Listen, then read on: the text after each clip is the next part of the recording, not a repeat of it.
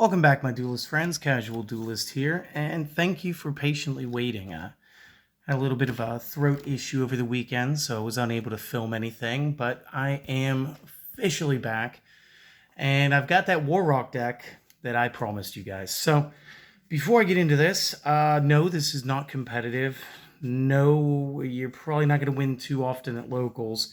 Yes, this deck is casual and semi-fun, but something that lacks as much special summoning as the Warrocks do, and of course plays primarily towards the battlefield or the battle phase.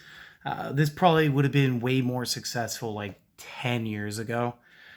So I'm not too sure what the devs were thinking when they released this one. So let's just go ahead and get into it. First thing I'm going to be using 3 Ash Blossoms, and I think you guys know why. Next up is going to be 3 Effect Veilers, just as easy to figure out. Because of my own limitations, I'm only using 2 copies Fantastical Dragon Phantasme today. My third is actually going to be Nibiru. Similar application. I like Phantasme better. I think Nib is way better in the side deck, but hey, that's what we got here. And then off to our Warrocks. So we're going to be running 2 copies Basileos. We're going to be running 3 copies of Forsha. We're going to be running 3 copies of Gactos, single copy of Mahmood, double copies of Meteoragon, double copies of Orpus, single Skylar, and single Wento. Over to our spells, we're going to have a single copy Instant Fusion, Reinforcement of the Army, and Terraforming. We are going to run 3 of the Warrock Dignity, 3 copies Warrock Mountain, and 2 copies Warrock Ordeal. And traps, just gotta love my Solemn Strikes, and 2 copies of the new Warrock Generations. So that's going to conclude a 40-card main deck. Let's get you guys my extra deck, and I think some of these things will snap into focus for you. So we are going to be using Barricade Board Blocker for more than just his secondary effect today. Do have the Millennium Eyes Restrict as well as the Thousand Eyes Restrict. Both of those are instant fusion targets. Borreload Savage and Scarlet Red Dragon Arcfiend are going to be our plays off of Phantasme with Veiler. It's the best way to make these two, and these are probably the best 2 synchros that we could add to this. And then the rest of my my links, I just kind of wanted the Barricade out first, just because, like, I don't know, I felt like he's just way more important in this deck than he seems to have been in most decks. I'm still running my single BLS Soldier, Soldier of Chaos. Still running a Boral Sword. Decided to throw a Ferocious Flame Swordsman. Honestly, this could be anything else. It's just a slight buff for warriors, and since this deck is more or less going to be casual, I figured having a stat increaser for our warrior typing would be fun. Plus, it's Flame Swordsman, guys. Why not? I do have IP Masquerena as well as the entirety of the Nightmares. Well, the good ones anyway. No Griffin. I'm also going to be using Link Kuriboh and Relinquished Anima, and this really comes down to once you use Instant Fusion or if you've boarded the Veiler because you had to. Link Kuriboh if you don't have a setup for the Anima play. Either way, they're both fine. And then single copy Underworld Goddess of the Closed World, just because I own it. So that's it. That is the 40-card main deck, the 15-card extra deck.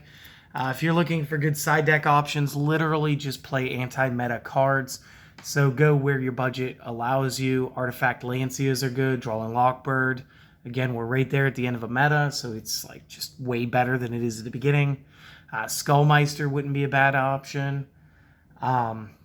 If you have Triple T, if you have Lightning Storm, any of like the top tier, you could play Impermanence, you could play Evenly Matched.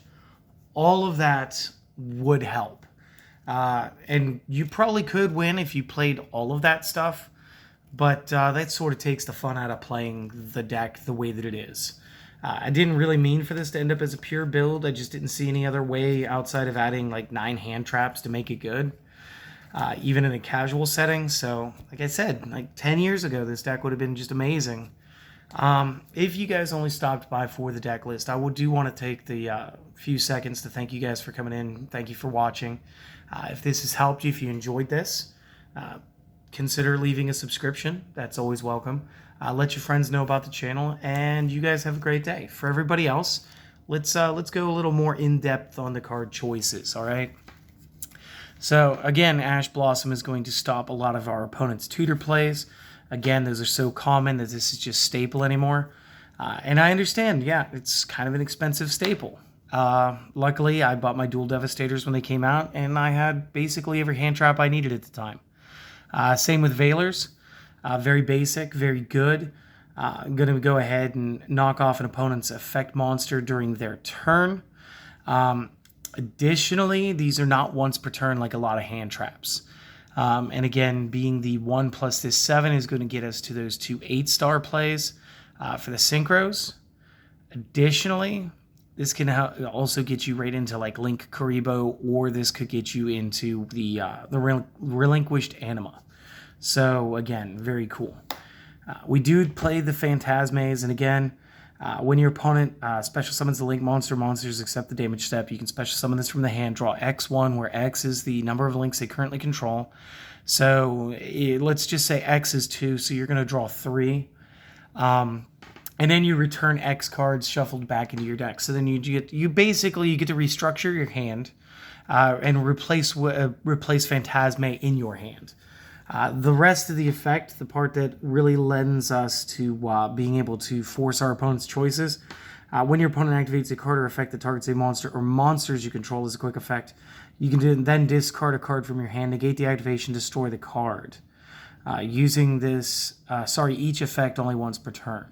So again, he's still just a once per turn, so I don't mind the 2-1 split. If it was up to me, I would have had the full play set, but I just don't own a third yet, so is what it is, my friends.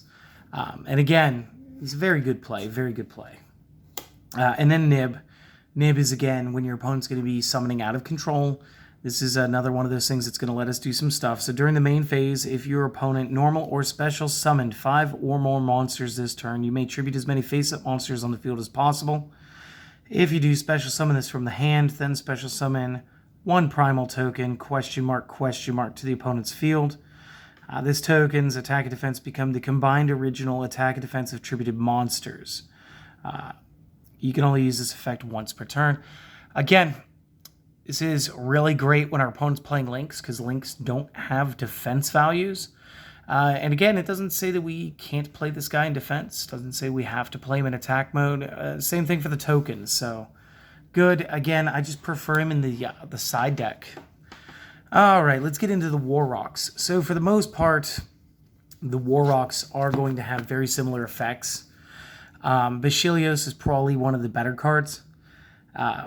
During the battle phase, a lot of these are going to get you 200 points till the end of the opponent's next turn. Well, let's just go through this easily. So, during a battle phase in which your Earth Warrior monster battles, quick effect, activate this effect. You can target. This card can attack directly this turn. Also, all War Rocks you currently control gain 200 until the end of your opponent's turn. So real quick, if this card battles, your opponent can attack it, and you can still get a power buff that goes across all your cards. So the primary effect, yeah, okay, well, if I was able to attack, then yes, it could attack directly, but it's not necessary so much as we can buff it on our turn and then buff it again on our opponent's turn, and again, it's a field-wide buff to the end of the opponent's turn. Next effect. While this is in the hand of the graveyard, when your Earth Warrior monster is destroyed by battle, you can special summon this card, but banish it when it leaves the field, using each effect once per turn. Again, hard once per turn, it's in quotes, that's fine. But he's probably like one of the better cards in this deck. And again, he's 2,700 points, not terrible. Forsha is one of my favorites. His effect's actually really cool. So if your Earth Warrior monster battles, after damage calculation, you can add 1 War Rock card from deck to hand except Forsha. So stop right there. He is the tutor for the deck, which is fantastic. It says cards, so we can grab traps, spells, or monsters. Just can't get that name, which is fine. Additionally, or afterward, then all your war rock monsters you currently control gain 200 until the end of your opponent's turn. Again, because the way it's worded, if your Earth Warrior monster battles, it doesn't even have to be him. So if Bachelios was getting attacked, Bachelios gets his effect and Forsha gets his effect. You get to tutor, plus you get to double pump the field. Awesome, So again, they do a lot in the battle step, the damage step. It's just fine, but again, just not as good today. And then, like all the level 4s, if this is sent from your monster zone to the graveyard by an opponent's card effect, you can special summon a level 5 or higher War Rock from your hand or deck. Each effect once per turn on him. So that's fine. Gactos, again, it's going to be a 4. The last part of him is, again, that special summoning effect. And then, again, that's the only effect he can use once per turn. His first effect does not actually get limited to the once per turn, so let's look at that. If an Earth Warrior monster is normal summoned to your field, you can special summon this from the hand. So if you have more than one Gactos in your hand for some reason, you can drop multiple copies of Gactos. Based on the wording, that's fine. But since it says that it doesn't say each effect, it says you can only use this effect once per turn, it's referring to the when destroyed, when it is sent from the field to the graveyard by opponent's card effect. The special summoning is once per turn, so that's fine. Again, you're going to run 3 of him. Mahmood, both of the level 5s, I think we're only running 2 level 5s, him and Orpus, yes, will have the following effect in common, and that is if you control no monsters or all monsters you control are warriors, you can normal summon this without a tribute. And again, this is fine, and this would be better if, again, this was 10 years ago. Sorry for keep saying that. But it's true. If your Earth Warrior monster battles after damage calculation, you can target one spell trap the opponent controls, destroy it, then all War Rocks currently gain 200 until the end of the opponent's turn. Again, you can have a lot of these effects kicking off at the same time, and that makes everybody else a lot stronger. And again, he's going to give us a little bit of back row control, and again, we would maybe increase that to 2 if there were more back row cards being played right now. Meteoragon, which is our newest character, the new secret rare, cannot be destroyed by opponent card effects. When an attack is declared involving this and an opponent's monster, you may negate the opponent's monster's effect this turn, as well as the activated effects and effects on the field of monsters with the same original name. So, I think that might hurt things like Harpy Lady. I'm not exactly sure. But it is good to get those negates. Once per turn during a battle phase in which your Earth Warrior monster battles, quick effect, you make all War Rocks you currently control gain 200 until the end of the opponent's turn. Also, this card can make up to 2 attacks on monsters during each battle phase this turn. So he also gets to attack twice. It doesn't say his effects are... like the first effect cannot be activated just once. So again, for both of those attacks, he's going to get to null out somebody. So again, he's kind of cool. We want to run him at 2. Orpus, again, normal summon him with no tributes if you're playing no monsters or you have just warriors. If your Earth Warrior monster battles after damage calculation, you can Foolish Burial 1 Earth Warrior monster from deck to graveyard, except same name. Then all War Rocks you currently control gain 200 until the end of the turn using this effect only once per turn. Because again, it doesn't make sense to limit his normal summon effect, I guess. Skylar is 6, therefore she does not get the level 5 step in. She does gain 100 attack for each monster your opponent controls. During a battle phase in which your Earth Warrior monster battles, quick effect, target 1 level 5 or lower warrior in your graveyard, special summon it. Also, all War Rocks you currently control gain 200 until the end of the opponent's turn. For the rest of this turn, you cannot attack directly with level 5 or lower monsters. Use this effect only once per turn. And again, not a terrible effect, but this is going to stop us from pushing for games sometimes. So we want to limit how often we're going to use that. And then 1 copy of Wento. So if your Earth Warrior monster battles an opponent's monster during damage calculation, as a quick effect, we can pay 800 life points. Our battling monster gains 800 until the end of this turn. And then if this is sent from the monster zone by an opponent's card effect, you can special summon a level 5 or higher, just like the rest of the level 4s. Again, she's kind of cool. She kind of reminds me of Psychic Commander. But again, once you get like the initial swing and there's a bunch of these guys on field, I do believe you will find that you will have quite the attack advantage. Let's move over to our spells again real quick. So Instant Fusion is here literally to help us with what we think we need. If we think we're going to be playing through hand traps, we want to go after our Millenniumize Restrict. And if we're trying to remove something we don't want on the field, we want to go for Thousand-Eyes Restrict. And if whichever way we go, either we've trapped something or we went ahead and modified the field, then we can feel free to go into either Link Kribo or Relinquished Anima as the extension from the play, based on what you feel is best in the moment. We do run the single reinforcement of the army. Again, we've got like 3-4 different targets. So again, this is going to give us a little extra getting into it. And again, with Gacto, I think it was Gactos. I'll double check it.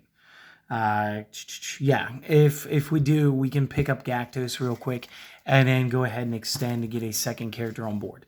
Terraforming, we just want to make sure we get our field spell. Dignity, let's talk about Dignity. So it is a quick play spell version of Effect Veiler. You must control a War Rock to activate either of the effects. The first effect is generic. When your opponent's, when a monster your opponent controls activates its effect, negate it. Fantastic. Or during the battle phase, again, this is the downfall of a lot of their cards. During the battle phase, when your opponent activates a spell, trap, or monster effect, negate it. You can only activate one of these per turn. But again, I don't mind rocking 6 Effect Veilers in this deck, so I went with it. You got the Mountain. When it's activated, add 1 War Rock monster from deck to hand. And again, this is like a free other Rhoda. At the start of your battle phase, if you control no monsters or all monsters you control are warriors, you can special summon 1 War Rock from your hand with a different name than the ones that you control. This is actually pretty fantastic, and one of the reasons why the quick play has that other effect, because again, at the start of the battle phase, now that we're in the battle phase and we control somebody, while we're buffing the field, if the opponent goes to strike it or what have you, we could, well, no, you couldn't do this to strike because that's a counter trap and that's spell speed 2 versus 3, so that wouldn't work. But things like Torrential Bottomless, those would. And then the last effect, if your warrior monster would be destroyed by battle, you can send this to the graveyard instead, activating only one of these field spells per turn. So again, pretty cool card. We do use War Rock Ordeal as our draw card when you activate this, and again, you can only control one of these at a time. When this is activated, place 3 counters on it, and then when one of your War Rock monsters destroys an opponent's monster by battle and sends it to the graveyard, you can remove a counter from this, and if you do, draw a card. When the last counter is removed, send this card to the graveyard. Best part about this, it doesn't cap you at 1 draw per turn. So technically, you could draw all 3 cards off this in 1 turn. Unfortunately, you won't be playing them because you got to get out of your battle phase first. We do use the Strikes, tries to help us stop the opponents, and Generation's kind of a fun little trap card. During the battle phase, if your opponent controls more monsters than you, special summon a War Rock from your deck, and if you activated this card during the opponent's turn, for the rest of the turn while you control this face up, special summon a monster.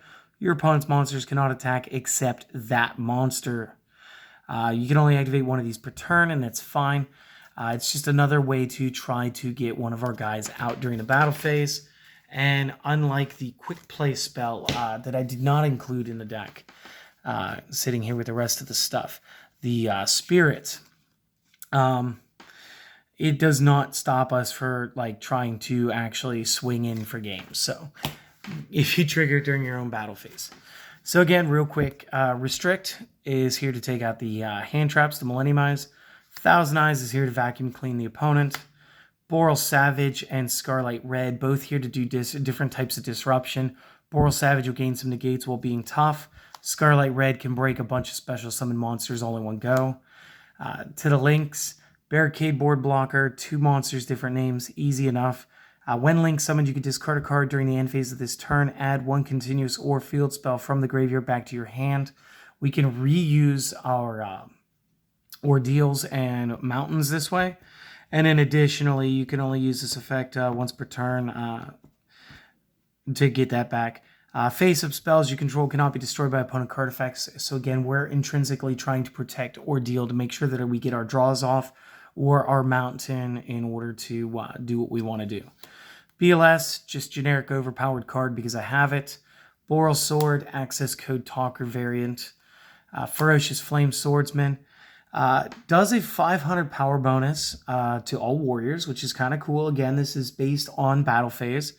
If this Link Summon card is destroyed by battle or an opponent's card effect while it's in the owner's monster zone, target one non-Link warrior in your graveyard, special summon it, and banish it when it leaves the field. It's an alternate way of getting at some of our bigger characters like Meteoragon and Bachelios. Again, just for the good tech package, IP Masquerena, put in Cerberus, I put in Phoenix, I put in Unicorn, I put in all three of the Nightmares. Link, Karibo, and Anima. We can use these off the instant fusion play or an effect veiler play. And again, Link Karibo more often, Anima only if you can actually get him across from an opponent's monster using the Link zones. And then Underworld Goddess of the Closed World. Again, I own it. It's a little overpowered. It's kind of cool. And I like that you can sack off an opponent's monster. So that is it. I do hope that you guys enjoyed that. I do hope that they don't release any more of these anytime soon unless they're going to give us some good special summoning effects. Because that's really what this deck is missing. It has no extra deck presence on its own, which is actually kind of surprising in 2021. Almost every deck that comes out gets at least one card for the extra deck, and this one seemingly had nothing. Awkward. However, if you weren't going to be running an extra deck and you have them, Pots of Extravagance can help you speed up your draws. Pot of Prosperity, if you don't mind digging through and figuring out which cards you're not going to need based on the situation. These are, well, Extravagance not as expensive as Prosperity at this point, but they're better options in my mind. I thought about Desires, but like I don't want to rip through my deck. I'd rather use the extra deck in this case. So again, I do hope that you guys enjoyed this. Happy to be back, and I'll see you guys on the next video. You guys have a wonderful day, all right?